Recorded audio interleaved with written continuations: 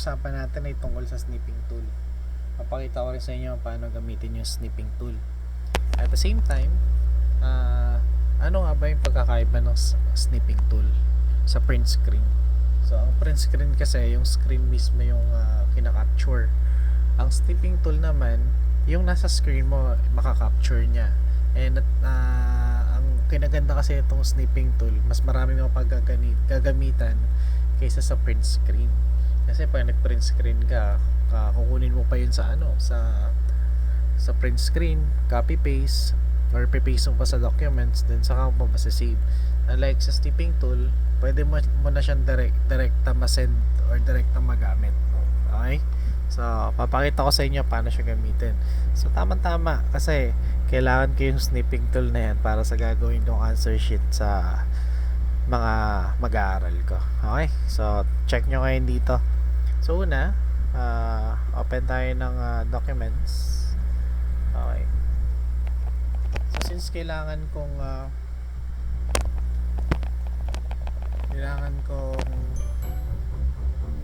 gumamit ng snipping tool dito sa documents, ilalagay ko siya dito. Mag-open ako ngayon ng file na kailangan na ilalagay ko.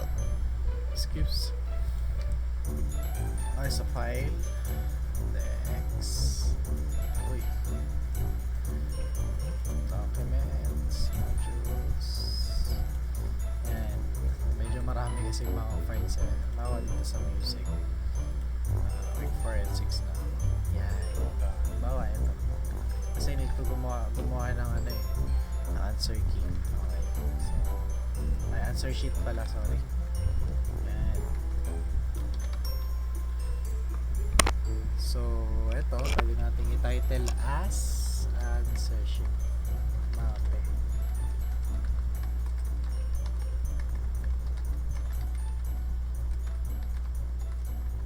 Yan. Module 4. May si name ng bata or name ng sasagot. Yan. Siguro mahaba yung pangalan ng iba eh. Date. Yan. Next, si teacher. Siyempre si teacher. Yan, section. Then, yan. Okay na yan. So, yan. So, kung mapapansin nyo dito, ayan. Since kailangan kong gumawa ng answer sheet, kailangan sundan ko lahat ng pattern na to.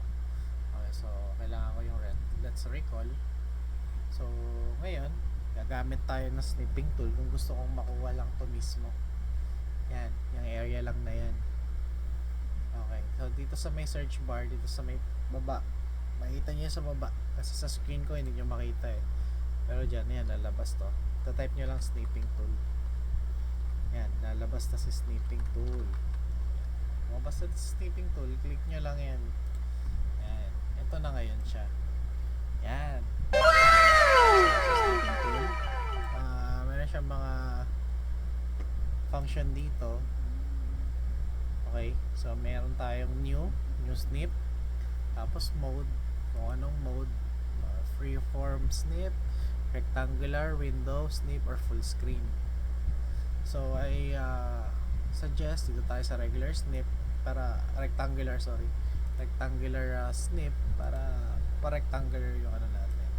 Okay, ito naman delay kung ilang seconds yung appear nung kinapture natin na screen. Then cancel to cancel the snip, and then meron tayong option bar dito. Yan. Okay. So meron tayong nakalagay na hide instruction text, always copy snips to the clipboard, include URL below snip or HTML only, prompt to save snips before exiting, and show screen overlay when snipping tool is active. Okay.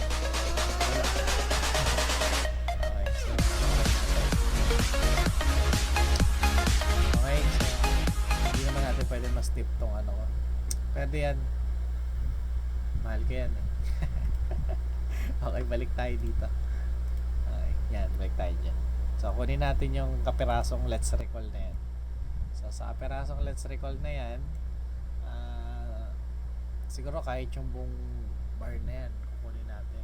Kasi nga, ang instruction kasi dito ay draw bar lines to complete measure, each measure. So write the number of beats under each note or rest. So kailangan nila tong buong ano na to, note.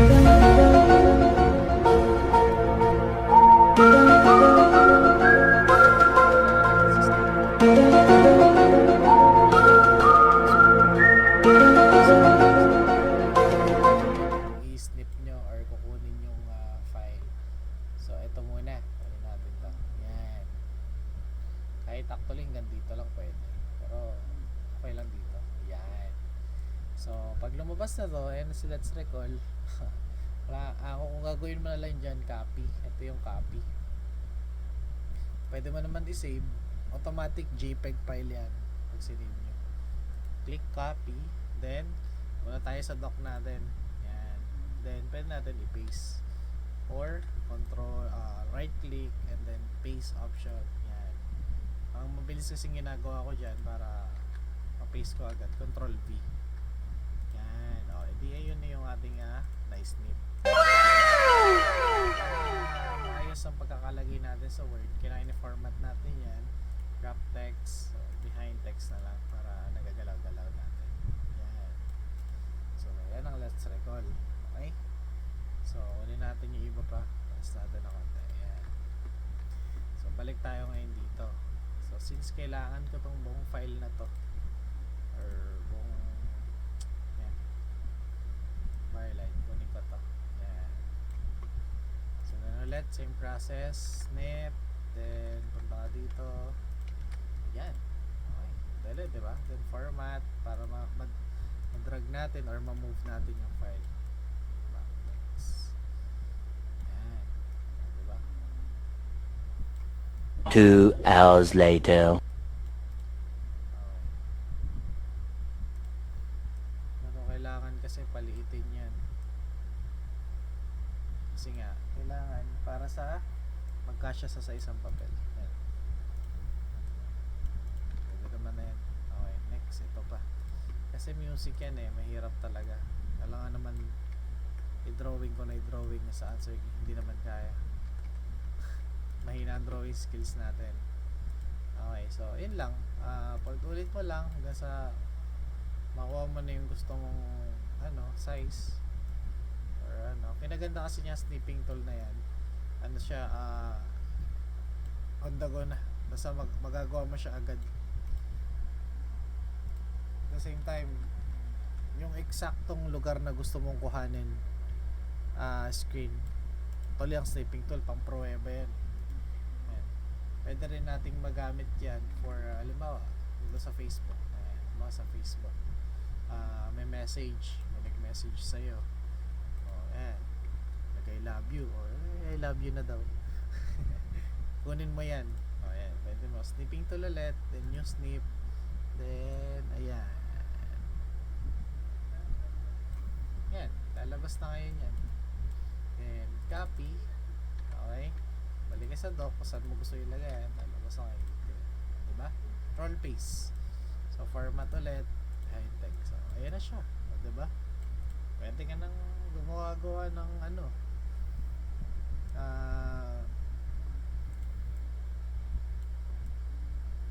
ebidensya. Ayan. Yan ang snipping tool, ebidensya. Okay? So I guess that's all. Thank you sa pakikinig sa akin, and tatapusin ko pa tong answer sheet. Bye!